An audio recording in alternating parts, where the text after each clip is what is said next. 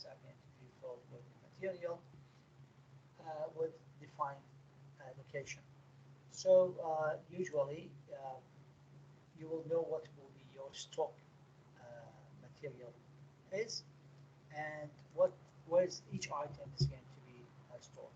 So for example, we're going to have the item which is going to be a 60 millimeter diameter bar and cut it to the length of 80 millimeters. So you put that in the cell in the aisle number 2, double number 3, row number, column number 3, row number 5. So a certain location, the machine can go to there and retrieve it back to you and bring it to you. And you take whatever you want, put a new number. For example, you have 50 units in it.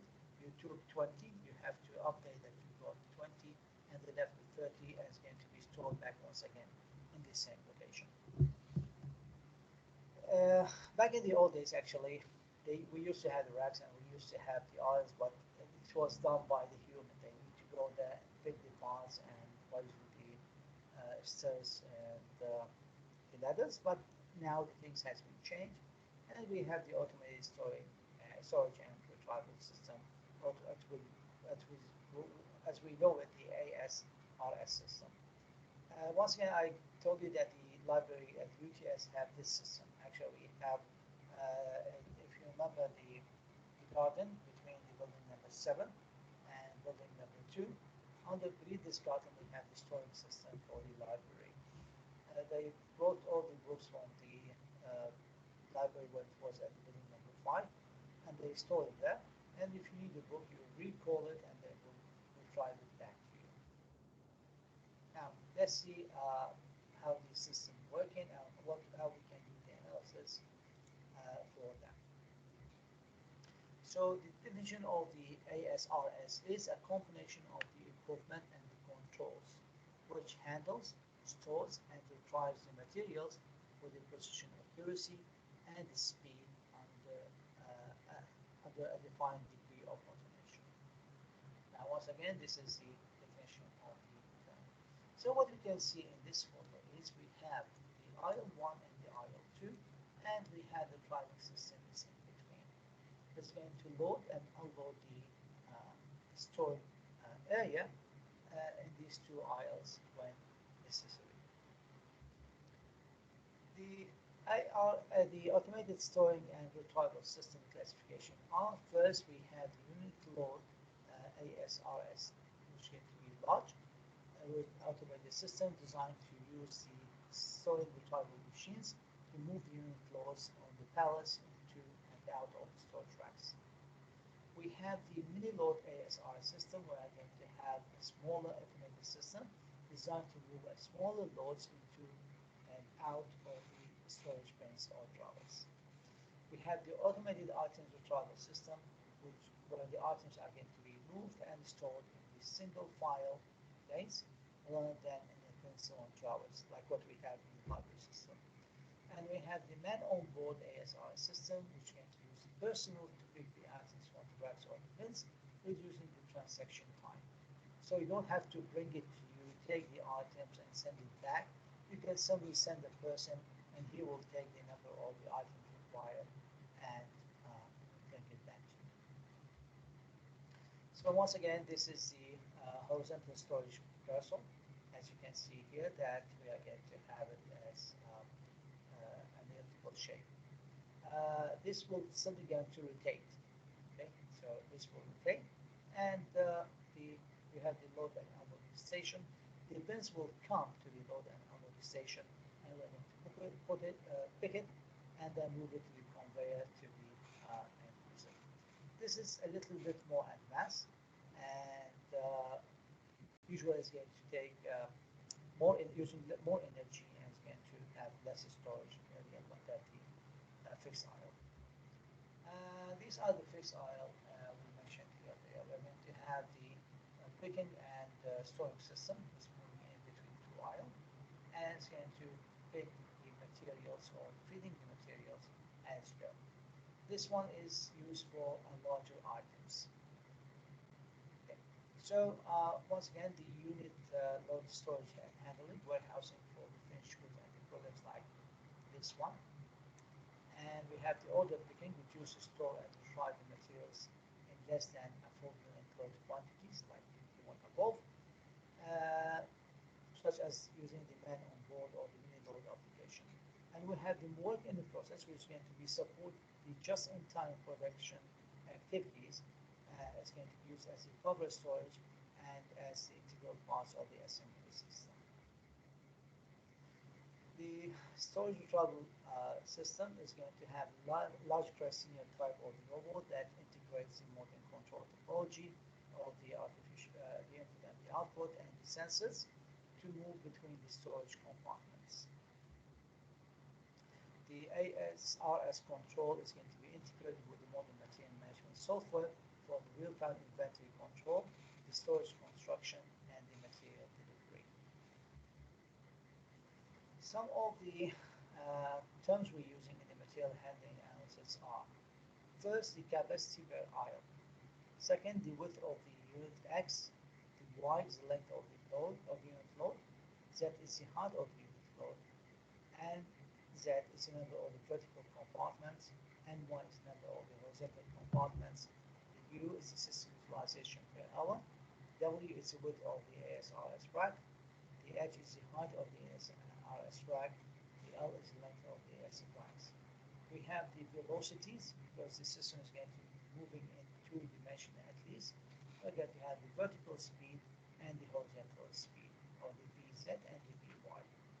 We have the vertical travel time, the TZ, and the TY is going to be horizontal travel time. We have the TCS, which is a single command cycle time in minute per cycle. And we have the TCD, which is a dual command cycle time.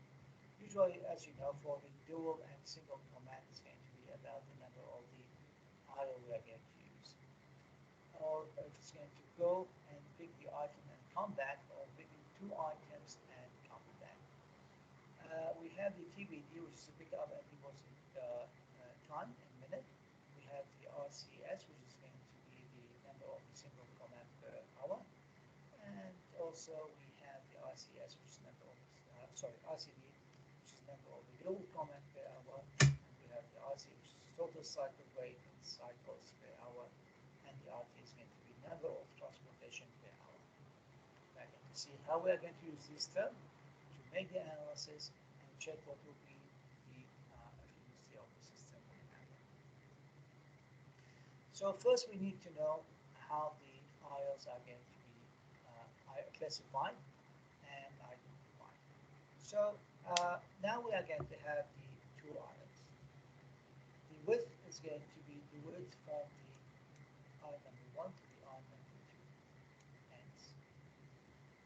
This will be the pickup and drop station here. And this will be top view. So we can see here the number of the columns we have in our system. From the side view, we can see how many rows we have in our electronic system. The edge is going to be the height of the total compartments. So the total storage capacity of one storage aisle is going to depend on how many storage compartments are going to be arranged horizontally and vertically in the aisle, as indicated in this figure. So the total number of the compartments we have here is going to be equal to 1, 2, 3, 4, 5, 6 multiplied by 1, 2, 3, 4, 5, 6, 7, 8, 9, then times 2. Sanjit, do you have any question? Yes, sir. I had a doubt, sir. Yep, go ahead. Sir, when will the assignments show under the assignment tab on Canvas for material handling? Sorry? Actually, so when will the assignments show under the assignment tab on Canvas, like for this subject? Now, you're looking for the assignment document or what? Yes, sir. Like for the submission, sir. We have to Okay, submit under assignments, right? So, now like, you need to do it in the assignment. But now you have to do the assignment work. We said that the due date of the assignment is not going to be announced enter, we're going to know that most Okay. of the did the work. So, but then how do we submit, like when we complete? Just click here, Yes, sir. okay, and you will find the assignment and submit it there. Assignment But number one, click here and submit. sir, but So it's not showing. It's not showing for me right now. yes, I know. Well, Okay, okay, okay. have you done the assignment yet? No, sir, I haven't started. I was just because it's not Just showing. So, just finish the work. Okay. okay, okay, okay. Thank you, sir. Thank you. Okay. So once again, no question about the assignment until we're going to finish today's lecture. We gave you the time to do that during the break. Okay. Now once again, we said that to know the number of the total things, simply multiply the horizontal number of the compartments by the vertical number of the compartments, and then you multiply it by 2 because we have 2 aisles. And this can be expressed simply by multiply 2 by the number of the horizontal compartment by the vertical compartments. Simply a simple calculation. Okay, now that's just repeating the same thing. Now for the other analysis we should do. If the ASR system is going to be designed for the standard side unit load, that's means the size of the compartment, the volume of the compartment, the compartment must be standardized and its dimensions must be larger than the unit load dimension. So for example, again to store something like boxes, which is going to have the height of, let's say, 250 millimeters and the length of 250 millimeters and the depth of the 250 millimeters. I get to have a square shape, cubic shape. So I should use a compartment which is going to be larger than this unit load. Otherwise, I'm going to fit, of course.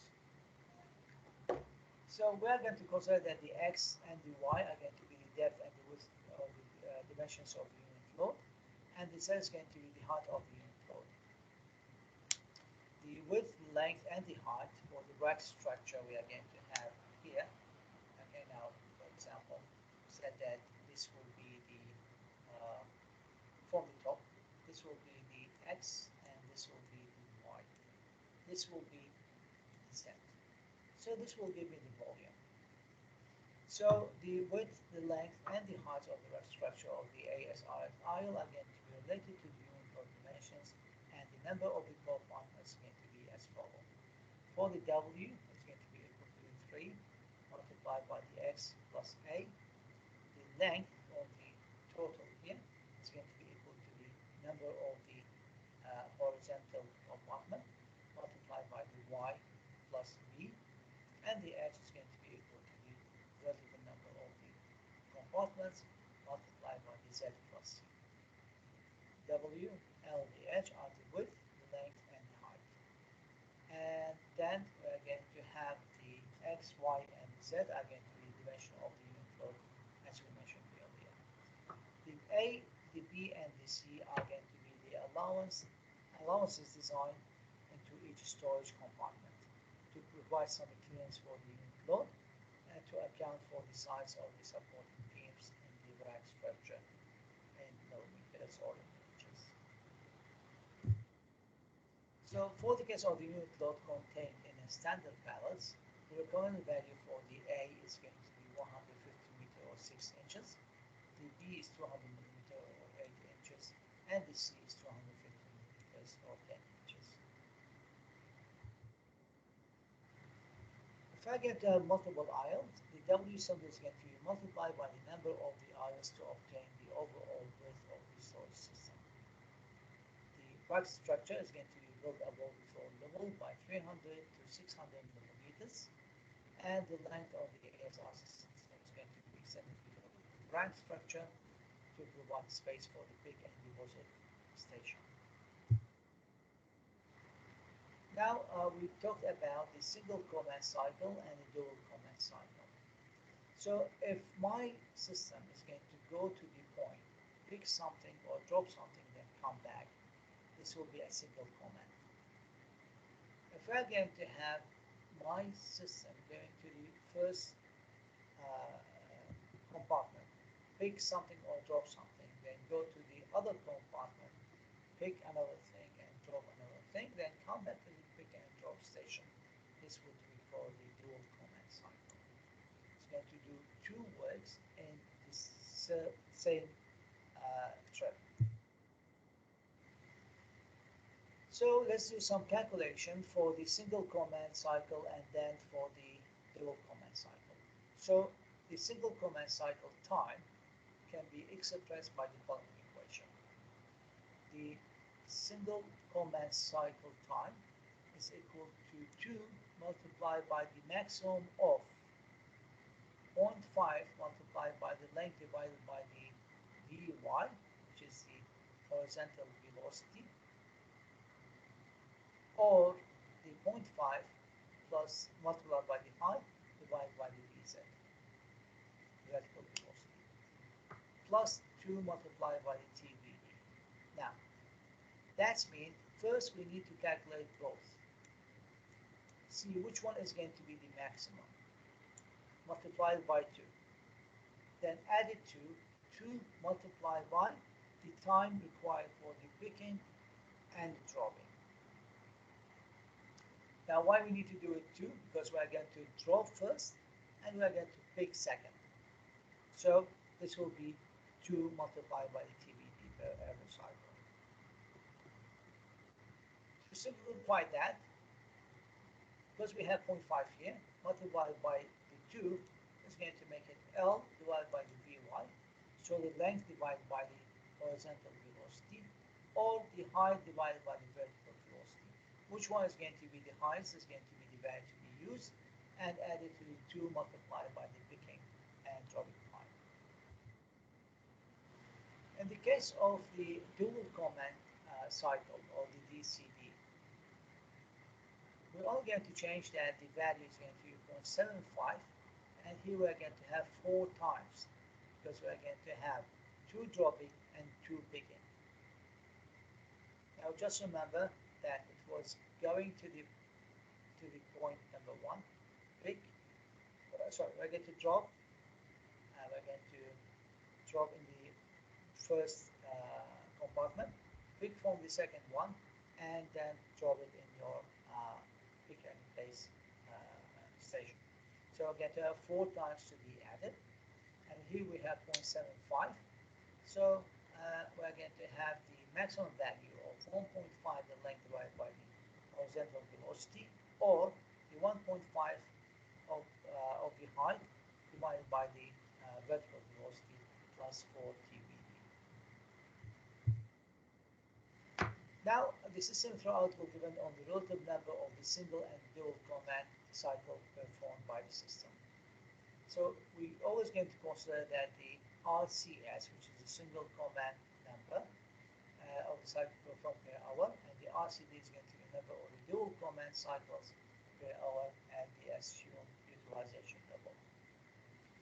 The equation we are going to have a relationship between the single command and the dual command, and the time required for both is going to be the following. The RCS, or the number of the single command cycles per hour, multiplied by the time of the single command that we calculated earlier, plus the R, which is the number of this dual command cycle, multiplied by the time for the dual command cycle, is going to be equal to 60 multiplied by the system utilization during the hour. The total hourly cycle rate is given by the other relationship, that the RC is going to be equal to the RCS plus RCD. Sometimes this equation may change. For the RT, the total number of the transactions performed per hour, if I'm going to consider that, the relationship will be simply changed. So this will depend. It's either going to be this value or that value, or even it can be 4 times. Depend on the size and the volume of the compartment we're going to have. So let's try to apply these equations to analyze the ASRS system assumed in this example. So we're going to given 4 aisles ISRS layout. Each aisle contains 60 horizontal racks and 12 vertical racks. Now we know the number of the vertical racks and the horizontal racks. The unit load dimensions are going to be X is 42 inches, the Y is 48 inches, the Z is 36 inches. The SR machine has a horizontal speed of 200 feet per minute and vertical speed of 75 feet per minute. And it's going to take 20 seconds for the picking and drawing operation. Fine. First, the number of the unit stores that can be stored. Second, the total dimension of the ASR system. Third, the single and dual command cycle time. And finally, throughput per aisle assuming to have utilization of 90%. And number of the single command cycles is equal to the number of dual command cycles. Now we need to find some solutions. Now, what we can start with directly. Calculate the number of the compartments we have in this storing retrieval system. We have 4 aisles. Each aisle contains 60 horizontal racks and 12 vertical racks. What will be the total number of the racks we have here?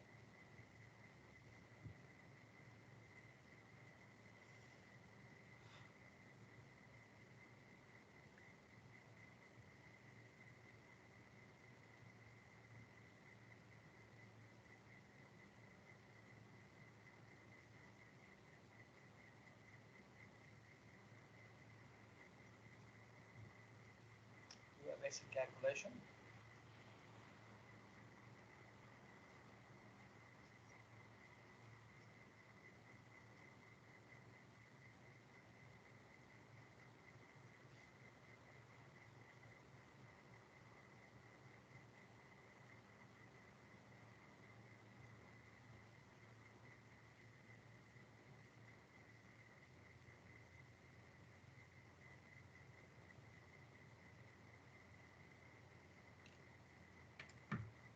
It's 2880. Okay.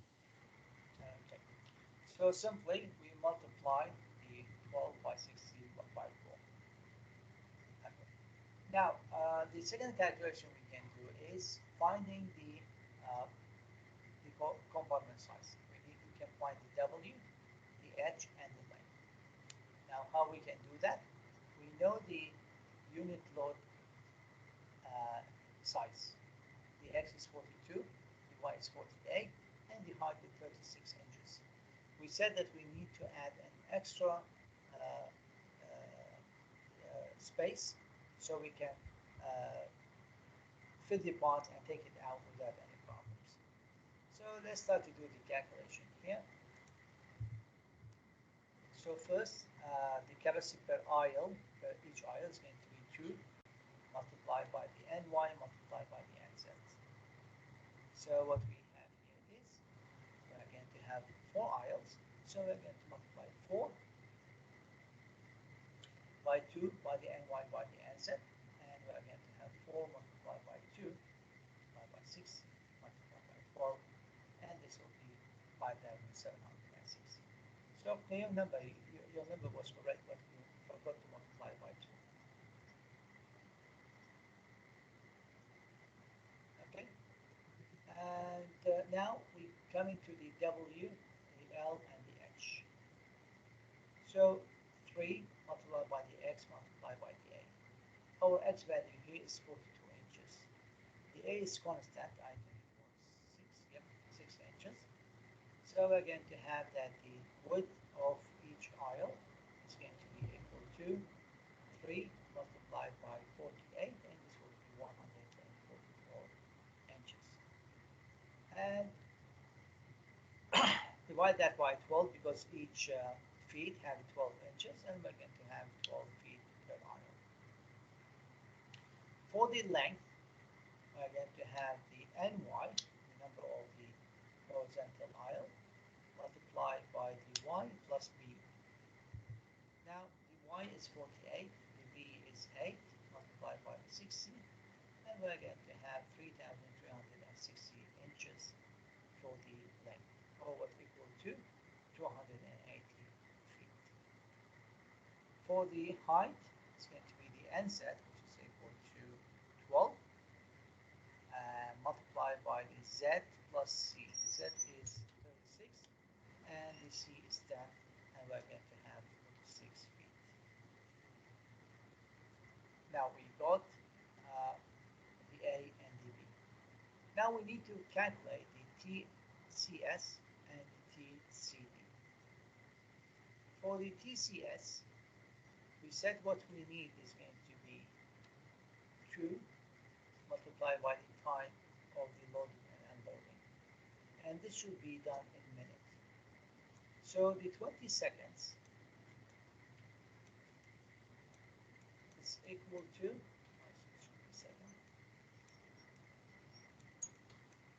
is equal to 20 divided by 60, or what equal to 0.33 minutes. That's one. The second thing we need to do is calculate the TCS. If you remember, the TCS is going to be equal to the maximum of the length divided by the horizontal velocity, or the h divided by the vertical velocity. Which one is going to be higher? Now we can see that we have the length is 280, and we have that the horizontal speed is going to be 200. 280 divided by 200 is going to be 1.3, I think.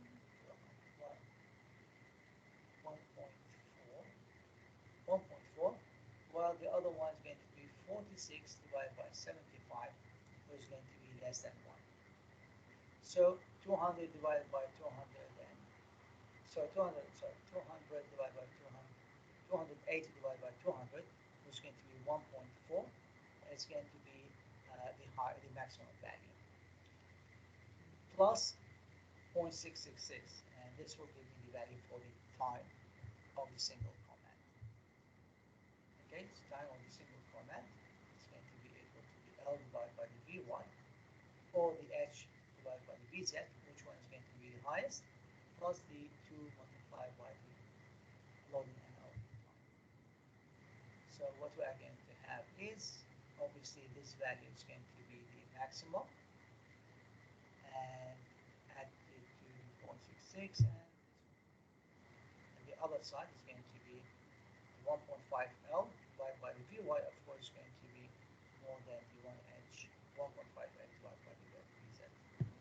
So this value is going to be once again the maximum, and then added to the 4 multiplied by the loading and unloading time. We're talking here about 1.4 multiplied by 1.5 is going to be equal to 2.1. 2.1 plus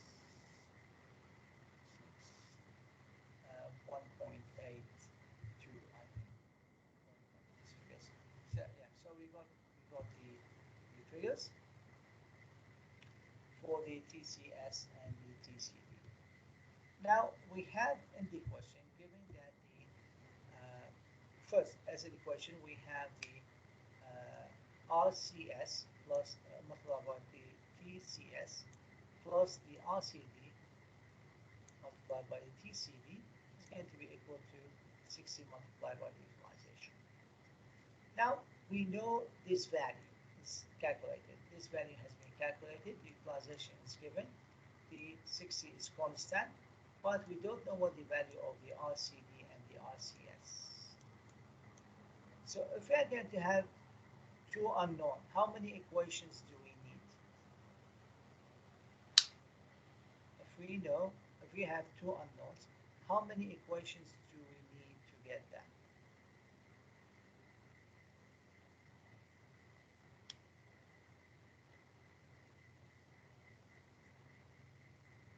Two.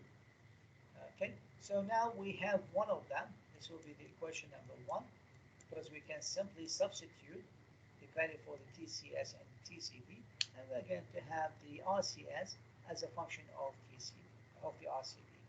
Now we're going to find another equation.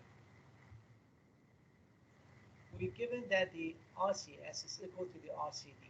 This was given in the question. So this will be the equation number 2. Substitute in the equation number 1, and we can find the value of the RCS or the RCD, and then we can find the value. So we're going to solve, and we're going to get that value of the RCS is equal to the value of the RCD, and is going to be equal to 9.822 command cycle per hour. Now we need to do our last calculation, and it's going to be for the RT. Just remember that we have 4 aisles, so we have to multiply this number later by 4. The RT is going to be equal to the RCS plus 2 multiplied by the RCD. Or is going to be equal to 3 multiplied by 9.822. This will be the RT value. Okay. Then we're going to multiply by 4 for the 3 aisles, and we're going to get that the total transaction per hour is going to be equal to 117.84. The question that we're going to have in the assignment is not going to be much different from this one. So just take it easy. We're going to explain this one in a separate tutorial, while we're going to release the assignment number 4. Sorry, number 3. Now, this example actually can help you to do the same thing. This value now is given in meters. It's almost the same thing. We have 10 aisles, and we have the storage rack in which aisle is going to have the height and the length are given. So we have the L and we have the H. The storage retardant machine for each aisle travel on the horizontal speed of 2.5 meter per second. Okay, and the vertical speed given as 0.5 meter per second. The peak and device time is 20 seconds. Now just remember, all calculations should be in minutes, so all these values should be changed to a minute. Assume that the number of the single command cycle in per hour is 1/2 of the number of the dual command cycle per hour, and that the system operates at 80% utilization. So we've been given here that the relationship between the RCS,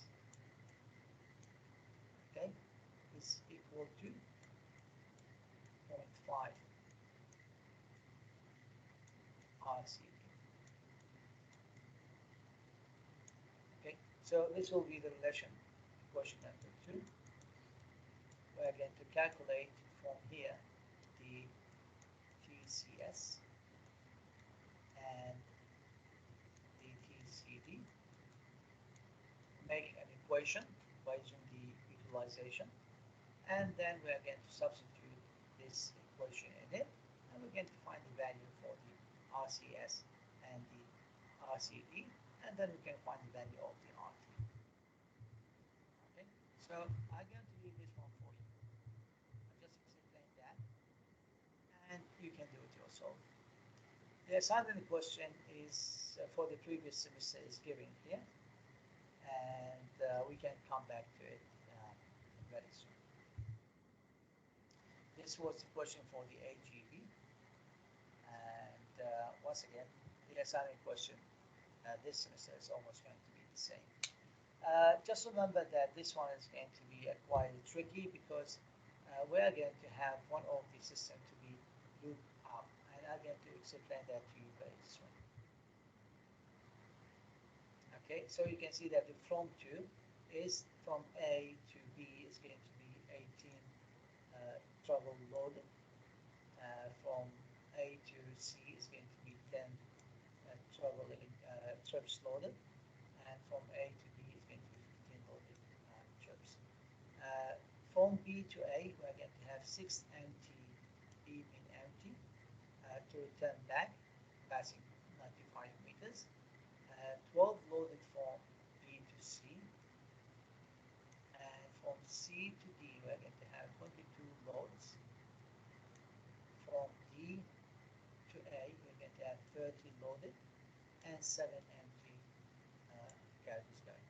So from there, we're going to find the value for the empty and loaded length, calculate the time required for the cycle, and then we can simply calculate the number of the travels required, number of the tracks required for the operation. Now we're going to talk about the conveyor systems, and this conveyor system is going to be the general one. It's not going to be the design process of the material of the bulk material handling conveyor system. It's going to be the simple one, like the one we have in the supermarket, which is going to be moving the unit load between two machines during the manufacturing processes. We're going to go through this design procedure or the analysis procedure and this simple analysis we're going to have next. So we're going to talk about the conveyor systems. Now, can you give me an example of the conveyor systems we have in general, in simple application that not used for the bulk material handling? Something you can see through your daily life.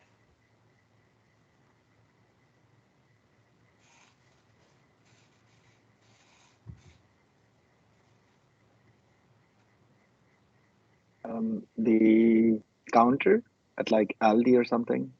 Yeah, exactly. That's that they built. And also in Aldi, they have these rollers when you put in the materials and it's going to run over to the customer to package, right? So we have the rollers, we have something like the skate rollers, we have the something similar to the escalators, which can be used to carry the heavier materials, which can be machined. Some of the rollers usually is going to be based on the gravity effect, so you can simply push it, and with the help of the gravity, it start to roll in. Again, the checkout belts is going to be another example. So in general, the common process of the conveyor system we're going to have, they are generally machinized and sometimes going to be automated. It's going to follow a fixed path. For example, it can be a single direction, or it can be a continuous loop, or it can be recirculating. It can be mounted on the floor, or it can be overhead. Something like we're going to use the chain conveyor system to carry the materials around, like what we have in the painting shop, and they're going to all the car painting, panel painting in the workshop. They're going to have the panel rotating, and it's going to be separated as they go. Also, it can be move the material mostly in one direction. It can move as a distal parts or using the valves if I get a continuous load. This can be used for the transport and the dynamic storage. It can be non-powered individual carriers or the cars ride on the powered or the gravity-driven conveyors. Some operational we have. First, this can be classified according to the task of the motion. This can be continuous, just keep moving all the time at constant velocity, and you pick and drop as it's moved. An example for that is going to be the conveyor belt for the bag in the airport. Or it can be the asynchronous type, where the conveyor is going to be moved with the stop and go motion. So they're going to stop at the station or move between the stations. So it's going to take the item from the station number 1, drop it at the station number 2. Take it from station number 2, then go all around and pick it and drop it to the station number 1. This can be like that. It's a program to stop and drop a certain number of the items at each station. Another classification of the conveyors can be either going to be a single direction, like what we have, for example, what's given us here, like the checkout belt. It's only going to move in single direction. It this can be a continuous loop, and that's what we're going to have once again in the airport backflow. And we can have it as the recirculating. It's going to go forward and backward to drop the material. Some of the conveyor types. You can see that these types are going to use gravity mainly to move the materials. The roller and the skate wheels. It's usually going to be inclined a little bit, and when you put the unit load on them, it's not to go into the air. We have the belt. The belt can be used for unit load and also can be used for the bulk material. It depends, of course, on the angle of the repose that we mentioned earlier. Also, it's usually going to be automated or motorized, and it can go in one or two directions. It can go in one direction. Also, it can be reversed to go forward and backward and do some process. We have the inner floor tow line. So this actually is a semi-automated, but it's not going to be considered as the AGV.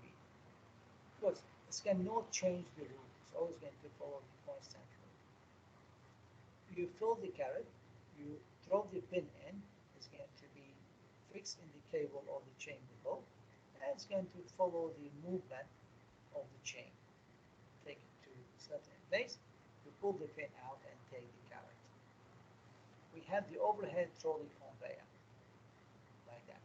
So instead of having the chain under the ground, we're going to have it fixed on the pin at the top.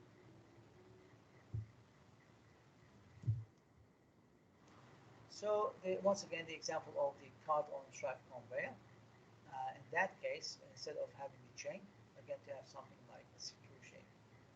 So as this one is going to be rotating, you can see that the cart is connected to it here. As it's going to rotate, it's going to push it forward and backwards. Cars ride on a track are going to be driven by a spinning tube instead of a chain. Forward motion of the car is going to be controlled by the drive wheel, whose an angle can be changed from the 0 to 45 degrees to move forward. The different angles is going to mean a different velocity for the car. For the single direction conveyor and the continuous loop conveyor, this will be the single type. We're going to have loading point and a loading point. And once again, it's going to move in a single direction for a certain distance. For the continuous loop conveyor, we're going to have the loading and unloading point. The build is going to go in a continuous loop. So the main process of that, we can have multiple stations along the loop, and it can be picking and dropping in these different stations instead of just load and unload. Well, for example, it's going to load the unfinished part, take it to a multiple station, do the work, put them back, and it's going to be emptied at the unloading station. Now we're going to make a very simple conveyor analysis. This will be different from the conveyor belt analysis design we're going to perform at the end of this quality. It's going to be the third week after the student back. So we're going to first working on the single direction conveyors. As you can see here, we're going to have the rollers. The rollers is going to move the belt. The belt always going to move the materials from the loading station to the unloading station. The total length is going to be the LD, which is the length of the load. The velocity of the conveyor is going to be the VC. The distance between the loads are going to be the SC. The TL is the loading time. The TU is the unloading time. So our assumption is going to be first the belt is moved in one direction. Two, the load station at the input end. And the other unload station is going to be at the output end. The time required for the delivery is going to be equal to the load distance, total distance, divided by the velocity of the conveyor. That's obvious. So the time to get the item from the input to the output is equal to the length divided by the velocity, and it's going to be given in minutes. This will be the TD is going to be delivery time and how many minutes per carrier we're going to achieve. The RF, which is the material flow rate we're going to have for this conveyor belt, is going to be calculated as the NP multiplied by the VC divided by the SC. So the RL once again is the loading rate, how many parts per minute, which is equal to the material flow rate in parts per minute. The NP is the number of the parts per carrier we're going to have, how many parts we're going to have per carrier. And the TL is loading time, and the TU is going to be the loading time. Usually the NP divided by multiplied by the VC divided by the SC should be equal to or less the NP divided by the TL. An example we have a roller conveyor. It follows a pathway of 35-meter long between the parts production departments and the assembly department. We're given the velocity of the conveyor is 40 meters per minute. Now we know the V. The parts, and we know the length, so we can find the T of the E instantaneously. The parts are going to be loaded into a large tote pads, which are going to be placed on the conveyor at the loading station in the production department. Two operators works at the loading station. The first worker loads the parts in the tote pads, which is going to take 25 seconds.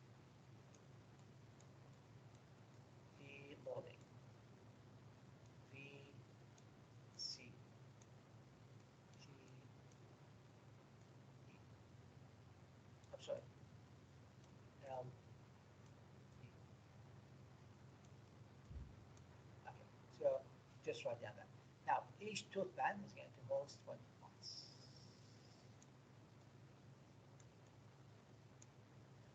The parts enter the loading station from the production at the rate that's going to be balanced at 25-second cycle.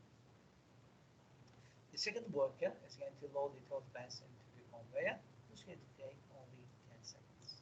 Now we have 2 times what the time of the loading. Bear in mind, first the spacing between the tote pads along the conveyor. B, the maximum possible flow rate and the parts per minute. C, the maximum time allowed to unload the tote pad in the assembly department. So first we start to check the spacing between the tote pads on the conveyor to find the loading time. It's going to take 10 seconds to load the tote pad onto the conveyor, but 25 seconds are going to be required to load the parts into the tote pad. Therefore, the loading cycle is going to be limited by this 25 seconds. We're going to fill it, but we're not going to be able to put it on the conveyor directly. So we're going to take the 25 seconds as the key out loading time. At the conveyor speed of 40 meters per minute, the spacing will be equal to, the spacing is equal to 25 seconds, change it to minutes, okay, and then multiply by 40 meters per minute. And thus we are going to have that the distance between the totes on the belt is going to be equal to 16 meter and 67 centimeters. Now the flow rate given by the equation of the RF, which is equal to the 20 parts, number of the parts multiplied by the velocity, which is 40 meters per minute, divided by the SC value. So we're going to have the flow rate is going to be 48 parts every minute. This will be consistent with the part loading rate of 20 parts in 20 seconds, which is going to be equal to 0.8 parts every second 48 parts every minute. Usually we're going to use the 48 parts every minute. Now the maximum allowable time to unload the torque band must be consistent with the flow rate of the torque bands of the conveyor, and this flow rate is going to be one torque band every 25 seconds. So the time for the unloading should be less or equal to 25 seconds. That's what we need on the other side. Now, once again, I'm going to leave this question for you. It's the same thing exactly, that the only difference is going to be that the unit is going to be in feet second instead of the meter seconds. The same thing we have here. We have the delivery time required. We have the minimum torque band spacing required, the maximum possible part flow rate, and the minimum unload time required. Once again, it's take 20 seconds to load 18 parts into each torque band, and 4 seconds to load the torque band into the single direction load. We have the length, we have the velocity. Do the same calculation but using different units.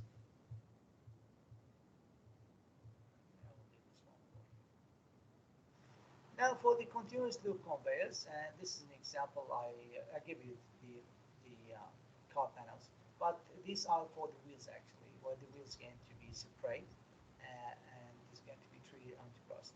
So we're going to consider that we have the continuous loop, just keep going in the same place, such as the overhead trolley, in which the pathway is going to be formed by the endless chain. That's when it's not going to have ends, it's going to be connected.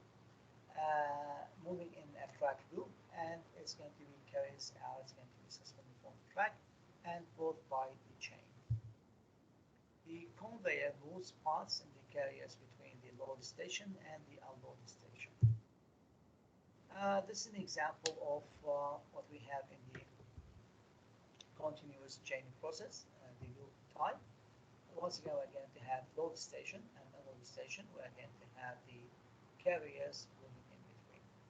We're going to have the load station fill the carrier, driving all the way by using the velocity of the carrier, and empty the carrier at the unload station, then come back to repeat the process. So the equation is going to tell me that the NP, which is not total number of the parts in the system, is going to be given by multiplying the NP, which is the number of the parts in each carrier, by the LD, which is the distance length of the delivery leg in feet or minute. I mean, this will be the LD distance from here to there. Okay, and divided by the distance between the carriers. If we are going to extend that, we are going to have the equation to be the NP, the number of the parts in each carrier, multiplied by the number of carriers we have in the system, multiplied by the LD, which is the length of the delivery leg, divided by the LD plus the LD, or the length of the delivery leg plus the length of the return leg. Usually the LD and the LE should have the same value. The flow rate equation is going to be number of the parts we have in every container, multiplied by the velocity of the container, divided by the spaces between them, and they should be equal to or less than the number of the part divided by the time required for the loading. I don't think that we have an example for that, but anyway. Some of the recirculating conveyors, which we're going to have continuous loop conveyors that can be used for storage, and the flow of carriers are going to be allowed to flow back. Return legs going to be raising the following possible piece. First, this can be empty. The carriers are not going to be available when needed for the loading, and we're going to have the full carriers are going to be immediately available for the unloading. And that's actually what we have in the case of the airport conveyors. We can see that the bags are always going to go forward and backward, and we may not have a space to put the bags in or pick in the parts when we need them. So the three rules we have for the recycling conveyors are going to be following. The speed rule, where the operating speed within the certain limit determined by the number of the carriers per minute. And this of course going to be equal to the velocity of the carrier divided by the spaces between the empty carriers. The lower limit should be greater than the equal, sorry, greater than or equal than the required loading or unloading rate, whichever is going to be the greater. So that's how we can do the calculation once again, just to check which one is going to be greater, the required loading time or the required unloading time. And this should be less than or equal to the number of the parts we have per carrier multiplied by the velocity of the conveyor divided by the spaces between the upper limit should be less than or equal than the capabilities of the material handling. Okay, so this is almost going to be the same equation. Now the other the other rule we have is the capacity constraint, and this will mainly going to be conditioning that the flow rate capacity of the conveyor must be at least equal to the flow rate requirement of accommodate to reserve the stock and to allow the time elapsed between the two loading and unloading due to the and we have the uniformity principles, which the empty and the full carriage should be uniformly distributed along the line to avoid the excessive waiting for the carriers as in well, again, we're going to apply the three principles of flows in this following example. We have a recirculation conveyors. By the way, I don't focusing on these examples in the assignments because they are mainly for the not going to be dealing with the bulk material, because you know that the topic of this subject is the material handling of the bulk material. It's not going to be about the discrete materials. I just focus on the AGV and the IL retrieval system because they are going to be actually also to be advanced technology, and you are going to have dealing with it during your work. But for these analysis, mainly going to be pre-designed when you buy a production line. So I don't want to go through this one. I just want to give you some knowledge about it. So once again, we have a recirculation conveyor. The total length of it is going to be 300 meters, and its speed about 60 meters per minute. And the spacing part of the parts carriers along the length is going to be 12 meters between the space between the parts. Each carrier can hold two parts at the same time, and the time required to load the two parts into each carrier is going to be about 0.2 minutes. And the unload time is going to be the same, another 0.2 minutes at the end of the process to unload the carriers. The required loading and unloading rates are going to be both defined by this the specified flow rate, which is going to be equal to 4 parts per minute. So the RF of this system is going to be 4 parts per minute.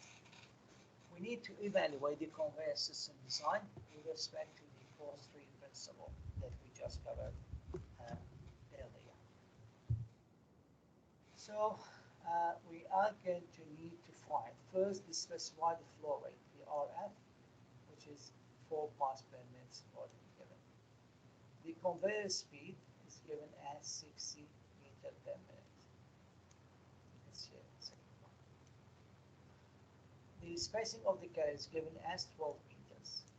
The number of the parts per each carrier is equal to 2 parts. The loading time is equal to the unloading time and is equal to 0.2 minutes per carrier. Now we are going to apply the three different rules. First, start with the speed rule, then the capacity constraint. So start with the speed rule. We should achieve that the number of the parts multiplied by the velocity divided by the spacing should be equal to or more than the maximum rate of the unloading and rate of the loading. We can simply calculate that. We know the velocity is 60 meter per minute. We have the spacing is going to be equal to 12. So we can apply this value and we know the loading and unloading time. Find the minimum actually is going to be the same because the value of the loading and unloading is going to be the same.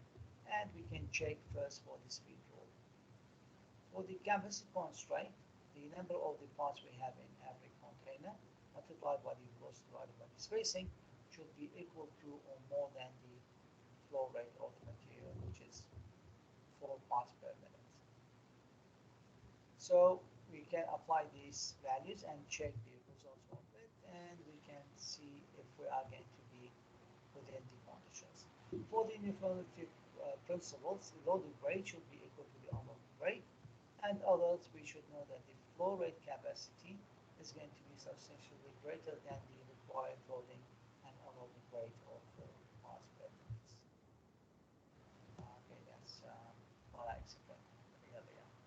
So that's it for the missile material handling, and we're going to come to more detailed tutorial about it maybe by the end of next week, because earlier we're going to have more discussion about the assignment number 1.